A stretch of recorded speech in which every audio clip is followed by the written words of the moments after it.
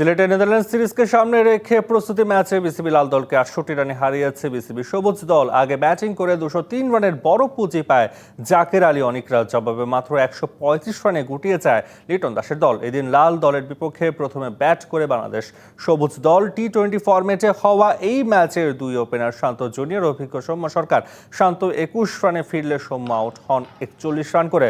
আর ৩ নম্বরে নামা রবিনের ব্যাট থেকে আসে ইনিংস সর্বোচ্চ ৪৪ রান। শেষ দিকে অধিনায়ক জাকের আলী খেলেন ৩৫ রানের ইনিংস। এতে ২০ ওভারে ২০৩ রানের পুঁজি পায় বাংলাদেশ সবুজ দল।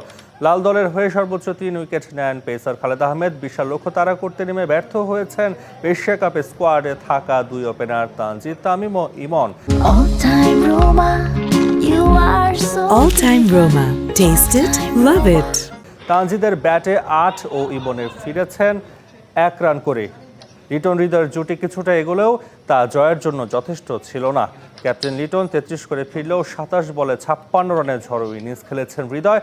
এরপর আর কোনো ব্যাটার ইনিংস বড় করতে পারেনি। ১৫ ওভার ৪ বলেই ১৩৫ রানে গুটিয়ে যায় লাল দল। শরীফুল ও সাইফুদ্দিন নিয়েছেন ৩টি করে উইকেট। তাসকিনের ঝুলিতে গেছে ২ উইকেট।